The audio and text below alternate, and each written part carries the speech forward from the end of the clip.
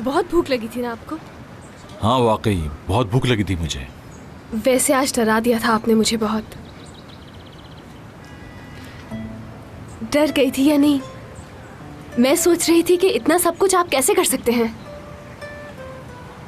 मामला ही ऐसा था, ऐसे में कोई भी होता तो यही करता।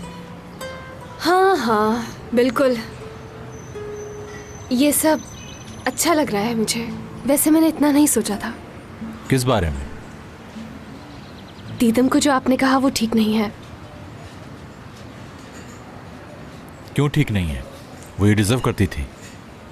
अभी तो मेरा गुस्सा कम था, वरना कुछ ज्यादा भी हो सकता था। ऐसे क्यों कह रहे हैं? दीदम हद से आगे बढ़ चुकी थी। अगर उसे अभी नहीं रोकते तो देर हो जाती शायद। क्या किया है उसने? चैंक और वो मिले हुए थे। उसी ने उसे कहा था वो सारी पिक्चर्स लेने के लिए। और फिर क्या?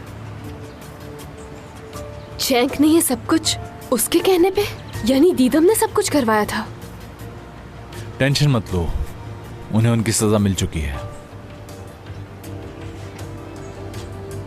दीदम को आपने मेरी वजह से निकाल दिया? नहीं,